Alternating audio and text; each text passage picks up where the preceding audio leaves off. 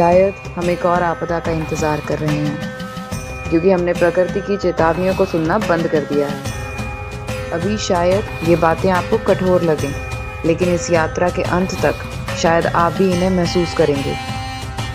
इस पूरी यात्रा की सबसे बड़ी चुनौती शायद ये लंबी यात्रा भी नहीं थी, क्योंकि मैं इससे पहले चूड़धार महादेव का ट्रैक कर चुकी थी और हम चारों में से हर किसी ने पहले कोई ना कोई लंबा ट्रैक किया हुआ था। इसलिए हमें अच्छी तरह अंदाज़ा था कि आगे क्या होने वाला है। सबके लिए हम मानसिक रूप से पहले से ही तैयार थे, लेकिन हमारी असली चुनौती कुछ और ही थी। सोशल मीडिया पर भीड़ की अनगिनत तस्वीरें और वीडियोस देखकर हमें पहले ही अंदाज़ा हो चुका था कि बाबा केदार के दर्शन इतनी आसानी से नहीं होने वाले। केदारनाथ में घोड़े खच्चरों के हाल ये है।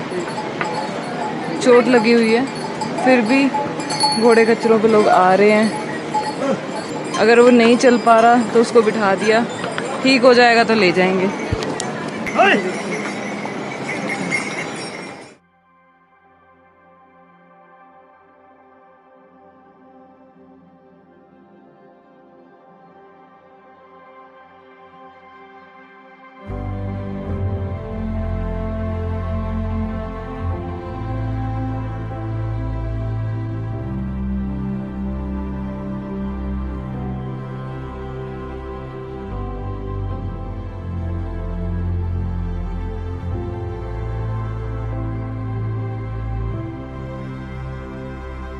गौरीकुंड से रामबाड़ा तक का सफ़र हम लगभग 4 घंटे में पूरा कर चुके थे। इसलिए इस वीडियो की शुरुआत सीधे रामबाड़ा से। लेकिन आगे बढ़ने से पहले एक बात जो शायद आपको हैरान कर दे।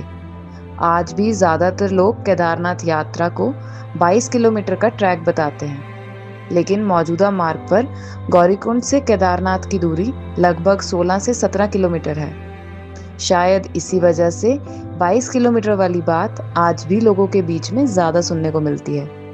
लेकिन यकीन मानिए, दूरी नहीं बल्कि आगे आने वाली चढ़ाई इस यात्रा को कठिन बनाती है, क्योंकि रामबाड़ा के बाद लगभग अगले 8 किलोमीटर तक लगातार खड़ी चढ़ाई आपका इंतज़ार करती है।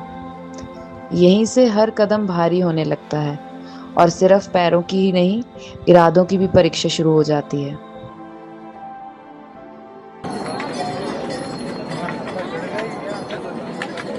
इधर एक नया रास्ता भी बन रहा है, जो यहाँ से उस साइड बन रहा है। वहाँ 2 किलोमीटर का रास्ता कम होएगा, पर वो सीधी चढ़ाई भी है।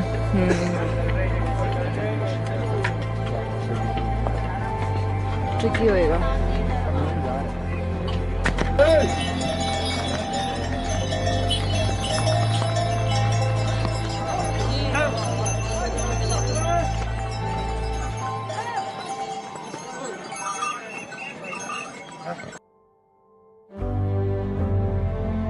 केदारनाथ की यात्रा मैंने जैसी कल्पना की थी, हकीकत में उससे काफी अलग निकली। यहाँ पैदल चलने वाले श्रद्धालुओं से ज्यादा खच्चर, घोड़े और पालकियां दिखाई दे रही थी। हर कुछ कदम के बाद एक ही आवाज सुनाई देती थी, साइड साइड, रास्ता दीजिए। इतनी बार रास्ता छोड़ना पड़ता था कि आराम से चल पाना भी मुश्किल हो गया था, और हिमालय की उस अद्भुत खूबसूरती को कैमरे में कैद करना उससे भी ज्यादा मुश्किल। कई बार तो बिना कुछ कहे खच्चरों और पालकियों को निकलने के लिए लोगों को धक्का तक दे दिया जाता था। जरा सी लापरवाही और पहाड़ों पर एक छोटी सी गलती भी बड़े हादसे में बदल सकती है।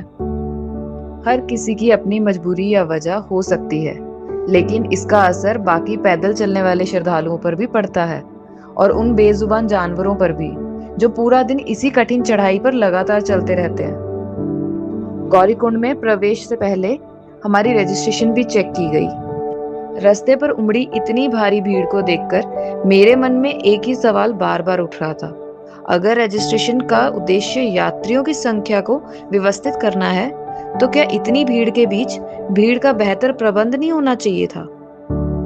2013 की आपदा ने हमें यह याद दिलाया था कि हिमालय की अपनी सीमाएं हैं, और शायद हमारी भी होनी चाहिए। ये देखिए, यहीं पे घोड़ों को चोट भी लगती है। देखिए कैसे चल रहे हैं। अगर आप मुझसे पूछें कि केदारनाथ में खाने को क्या मिलता है, तो शायद मेरा जवाब होगा कि यहाँ खाने में क्या नहीं मिलता। छोले भटूरे, नूडल्स, पास्ता, समोसे, चाय, कॉफी, यहाँ लगभग हर तरह का खाना मिल जाता है। पीने के लिए cold drinks, red bull, juice, लगभग हर तरह की पीने की चीज आसानी से उपलब्ध है। और सबसे दिलचस्प बात, ट्रैक के लगभग हर मोड़ पर आपको खाने पीने की कोई ना कोई दुकान जरूर मिल जाएगी। एक तरफ ये सुविधा है जो हजारों यात्रियों की यात्रा आसान बनाती है, लेकिन दूसरी तरफ मन में एक सवाल भी छोड़ जाती है, क्या केदारनाथ की यात्रा पहले जैसी तपस्या रह गई है या समय के साथ इसका स्वरूप बदल रहा है।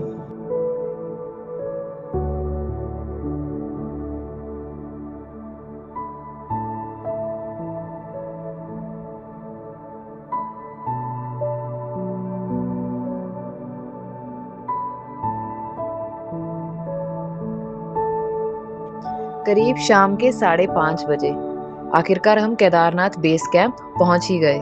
पैर जवाब दे चुके थे, कंधों पर बैग का बोझ और पूरे दिन की चढ़ाई ने शरीर की सारी ताकत निकाल दी थी। भूख तो लग रही थी, लेकिन उससे कहीं ज्यादा जरूरत थी थोड़ी देर बैठकर खुद को संभालने की। तभी हमारी नजर एक जगह पड़ी जहां इलेक्ट्रॉनिक लेग मसाज मशीन से 10 मिनट की मसाज 100 रुपए में की जा रही थी। उस वक्त वो 10 मिनट किसी लग्जरी से कम नहीं लगे। थोड़ी राहत मिलने के बाद हमने 4 लोगों के लिए 1200 में एक टेंट लिया। लेकिन असली परीक्षा अभी बाकी थी। अगली सुबह 4 बजे हमने बाबा केदार के दर्शन के लिए लाइन में लगना था। क्या हमें समय पर दर्शन हुए या हमारी सबसे बड़ी चुनौती अभी शुरू होने वाली है?